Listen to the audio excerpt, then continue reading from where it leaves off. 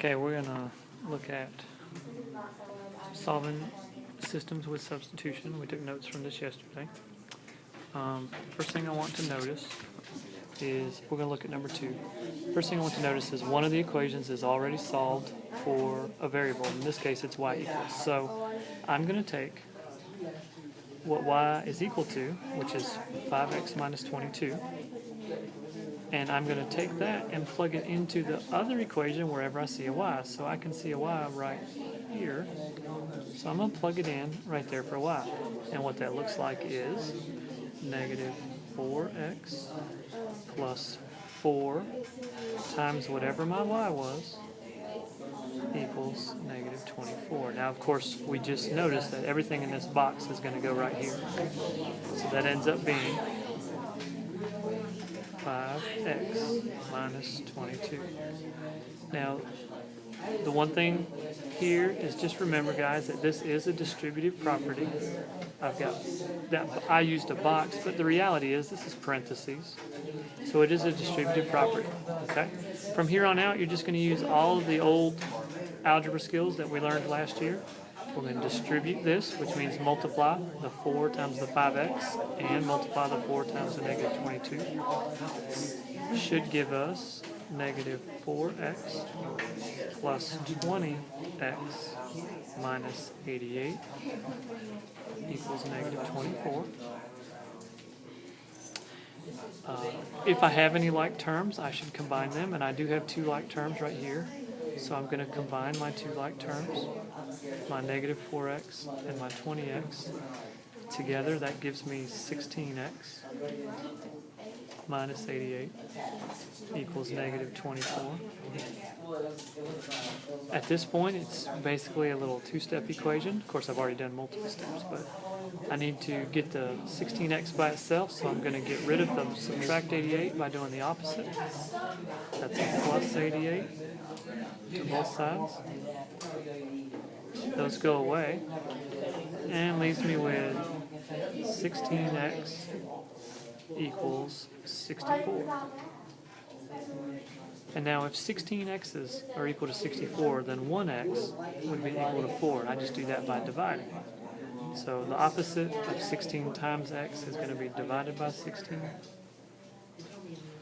And it leaves me, of course, with x equals 4. Okay. Now that's the x. What do I do to find the y? Well, you go right back up to the original, what you were talking about. Look, I know that y is always equal to 5 times my x minus 22. So I'm actually going to go right back to my original equation. All right? And I'm going to plug in. So I've got y equals 5 times 4 now, minus 22. That's a little crowded, sorry. And you're just going to evaluate that. So that's going to be y equals 20 minus 22. So y is going to be equal to negative 2. So y is negative 2, x is 4. I write my final answer as 4, negative 2. It's an ordered pair.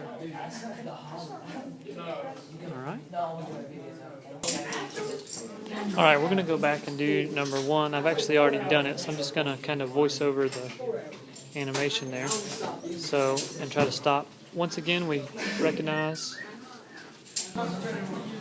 All right, so again, we recognize that the y is going to be equal to 2x minus 4. That's what this box is showing us here. So we're going to take that, we're going to plug it into the next one.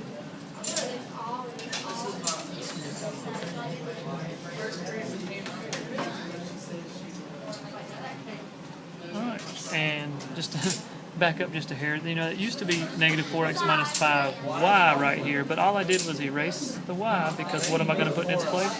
2x minus 4. And that comes from right here. Once again, it's distributive. Distributive property. Make sure you recognize the distributive property, so you're going to multiply these. And then I just simplify after that.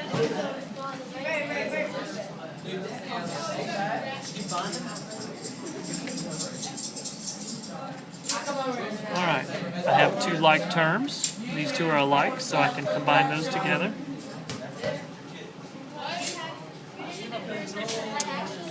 and I'm going to try to get rid of the 20. So I'm going to subtract 20 from both sides. They go away, and it's left with negative 14x equals negative 28. If you divide at this point, you end up with x equals positive 2. Of course, I would encourage you guys, if you're watching this, to stop the video at any time and go back and replay, and you know, don't let the speed that we do our solving trip you up. You know, take your time, hit pause, make sure you get step by step. But to continue, I'm going to take this x equals 2 now. I'm going to plug it in up here to find out my y.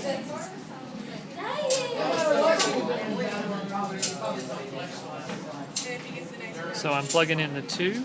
It ends up being a pretty simple calculation. 2 times 2 is 4. 4 minus 4 is 0. And then my final answer ends up being 2